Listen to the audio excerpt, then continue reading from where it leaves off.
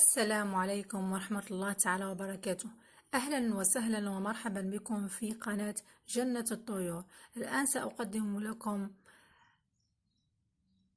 أهمية الشمندر الأحمر أو البنجر وأهميته لطيور الزينة. هو من عائلة الشمندر، مثله مثل البنجر السكر أو الشمندر هو السكري، لكن الاختلاف بينهما هو في التركيبة الوراثية والقيمة الغذائية وكذلك في اللون. فالشمندر الأبيض يحتوي على السكريات بنسبة عالية مقارنة مع نظيره البنجر الأحمر أو الشمندر الأحمر، وهو ما سنتطرق في موضوعنا هذا. طرق تقديمه للطيور، فوائده للطيور، مكونات البنجر الأحمر.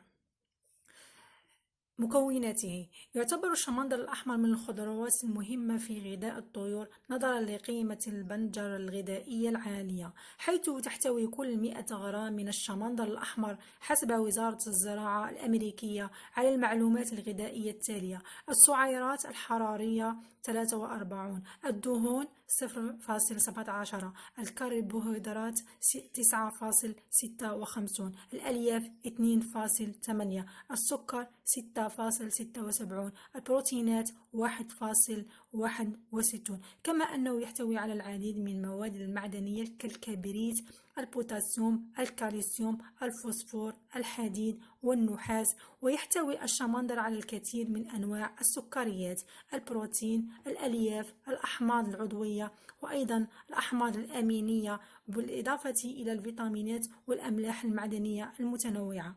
فوائد الشمندر الأحمر في غذاء الطيور: الشمندر يقلل من خطر السمنة والوفيات العامة والسكر وأمراض القلب، ويعزز صحة الريش، ويزيد الطاقة للطيور، ويخفض الوزن بشكل عام، مفيد لصحة القلب وضغط الدم، كما أنه مخفض لمستوى السكر في الدم بشكل عام، لأنه يحتوي على مضادات الأكسدة المعروفة باسم حمض الأفالوبيك، وهو حمض يساعد على خفض مستويات الجلوكوز وزيادة حساسية الأنسولين ومنع التغيرات التي يسببها الإجهاد التأكسدي في الدم. الشمندر الأحمر منظم جيد للهضم. إن وجود نسبة عالية من الألياف في الشمندر الأحمر يساعد في منع الإمساك وتعزيز وظائف الجهاز الهضمي بشكل عام. وكما ذكرت أن البنجر الأحمر هو يزيد من مستوى التبرز لدى الطيور أجلكم الله، فهو ملين مهم للأمعاء خصوصا عند الإمساك الشديد. في الحقيقة هي مجرد أعراض طفيفة لا خوف منها، واللون البراز يتلون باللون الأحمر. هذه الأعراض طفيفة لا خوف منها نهائيا. طريقة تقديم الشمندر الأحمر كغذاء لطيورنا: هناك عدة طرق لتقديم البنجر للطيور، أذكر منها: تقدم أوراقه إن كانت طرية جدا شأنها كشأن الخس. يقدم البنجر بعد تقشيره كقطع صغيرة إما مسلوقة أو نيئة. يقدم في خلطات الباتي مع البيض والقليل من الجزر. يقدم على شكل مشروب، والطريقة هي بعد سلق البنجر في الماء من أجل الاستعمال المنزلي. يصفى الماء بعد أن يبرد، يضاف القليل من السائل إلى لتر من الماء شيئا فشيء إلى أن يصير الماء ورديا مائل إلى الحمرة الفاتحة وليس غامقا جيد جدا. ثم نقدمه في المشربيات لمدة لا تتجاوز 12 ساعة كأقصى تقدير، مع تغييره بالماء الطبيعي أو بنفس المحلول الذي قدمناه للطيور. يقدم مرة في الأسبوع أو مرة في 15 يوما، إما كمحلول أو كقطع ضمن الجدول الغذائي الذي يتبعه كل مربي. والآن سأقدم لكم كيفية تقديم البنجر الأحمر. نقوم بغسل الشمندر جيدا من الأتربة ونزع التراب جيدا، غسله مرتين، ونقوم بتقشيره ونقطعه إلى قطع.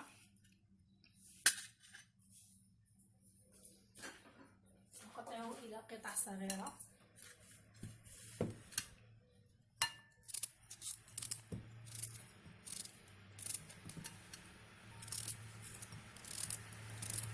قطع صغيرة مع الجزر.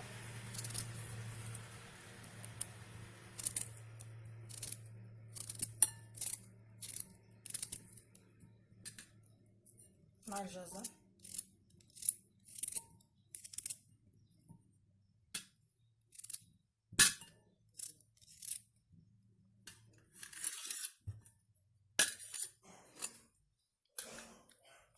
ونضعه في الخلاط.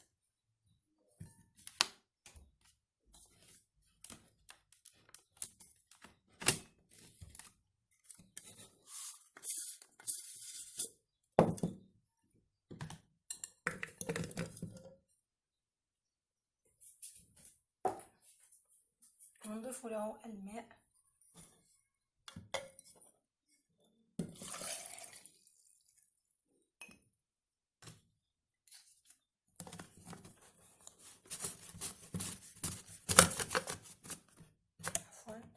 نضعه في الخلاط الكهربائي مع قليل من الجزر المقطع إلى قطع صغيرة.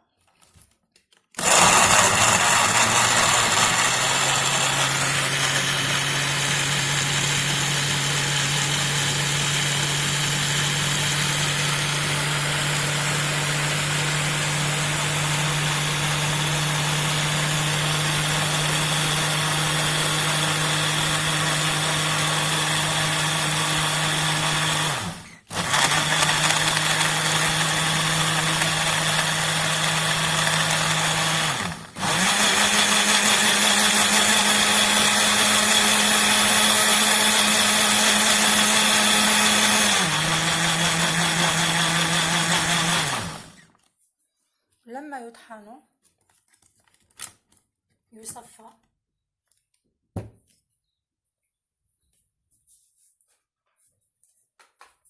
نقوم بتصفيته.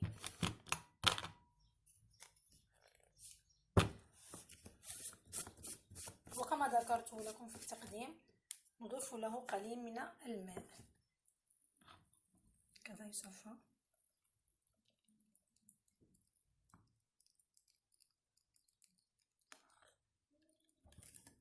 صفيه جيدا.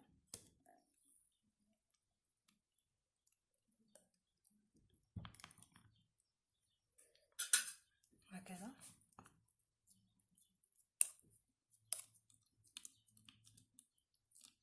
نقطره.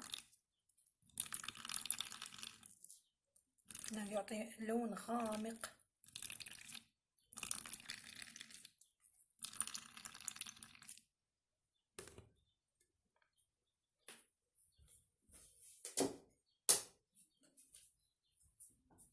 نضيف له قليل من الماء لأنه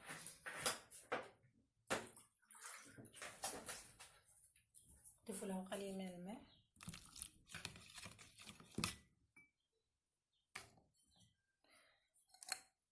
نضعه في المشربية.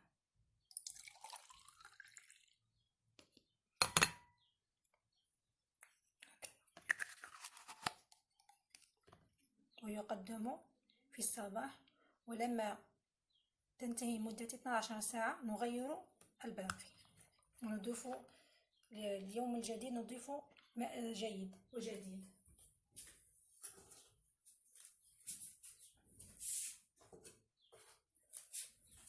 نأتي بالطريقة. هناك طريقة كذلك طريقة نقدم مبشورا هكذا، نقطعه إلى قطع صغيرة هكذا.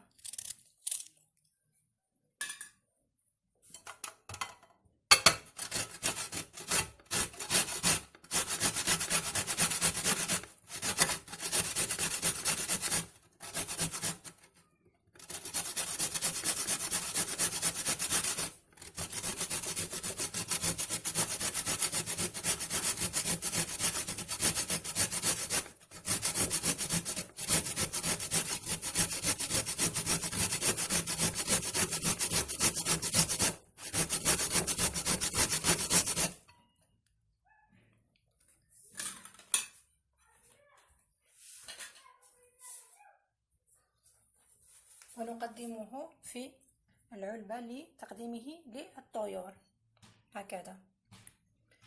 يقدم في الفترة الصباحية وفي المساء ننزعه ونقدمه في المرة القادمة مرة في الأسبوع أو مرتين في 15 يوم أو مرة في 15 يوم.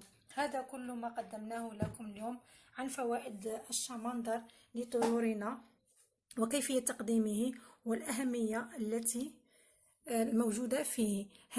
هذا كان موضوعنا المختصر المفيد للموضوع، هو الشمندر الأحمر. لكم أختكم في الله. لا تنسوا الاشتراك في القناة، والسلام عليكم ورحمة الله تعالى وبركاته.